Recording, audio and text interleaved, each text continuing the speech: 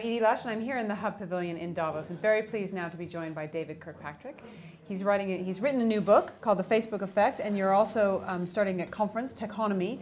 Tell me first of all why you're here in Davos. Well, I'm a tech journalist for 25 years, and about 13 years ago I started coming to Davos, and I found that it's probably the best place that I've been in my career for two things. For three things for me, really. Number one, actually for me, the single biggest impact it's had is giving me a more global view of everything. Because as an American, starting to come to Davos years ago, I was very parochial in much of my thinking. And coming here all these years has really opened me up to a lot of the realities of how non-American we need to think. Number two, I really want to understand what's happening, and the people who come here are many of the people who make it happen. So you really do learn a lot of the latest ideas and thinking here. And let's face it, it is the consummate networking opportunity, and I have taken advantage of that for many years with great effect.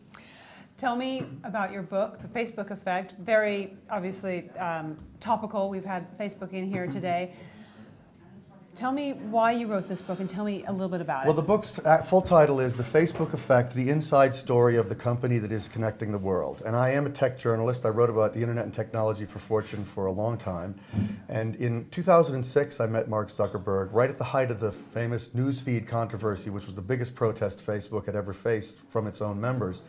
And when I met Mark in September of '06, I was immediately amazingly impressed with his presence of mind, his strategic thinking, his focus, his non-business attitude towards building a business. I found it all fascinating. I liked him a lot. I wrote a piece at the time called Why Facebook Matters, which got a lot of attention because at that point in '06, very few business press people had really made statements like that. Facebook was still perceived as a student thing. And I kind of got on their radar that way, and Mark and I established a relationship, and then when they did their platform in '07, I was invited in as the only journalist beforehand to do an inside story of why they did it, and it came out the minute the doors opened to F8. And ever since then, I've really just paid very, very close attention to Facebook. And January of '08, here at Davos, I was with Mark talking to him, and I said, Mark, I really feel like I want to write a book about your company. And he said, go for it. And initially, what I was going to write was, why Facebook matters, right? And it was the Facebook Effect title, which has been the title all along, implied, the effect that Facebook has in the world, which is a big part of the book. But once I started getting into it and found the degree of cooperation I was receiving from Mark and the company, I realized I had the opportunity to tell the definitive story of this company, which I have now done. So it really is the inside story of Facebook. And some people ask about the other book, The Accidental Billionaires, which is frankly a pretty irresponsible effort at taking on this topic and very thinly reported. That's not really the story, and it's only the first year, but even the first year it gets wrong. I have the real story from its inception, really even the history of social networking up to Facebook, to the present with a heavy forward spin. I have a long section at the end comparing Facebook to Google and looking at how they look at each other and why that's a very big confrontation going forward, et cetera, et cetera. So tell me about Facebook versus Google and very different, but obviously incredibly integrated. Tell me a little bit about that. Well, we should talk, before we finish, about why Facebook matters, because that's a big one. But, if you look at the difference between Facebook and Google, Google's mandate is to search all the world's information, all. That means everything about you, your social security number, your address, your phone number, that technically all includes all. Now, Facebook's always had a fundamentally different view than really almost any web service that ever existed, or almost any service, which is it's fundamentally based on identity. You can't really use Facebook effectively without using your real name.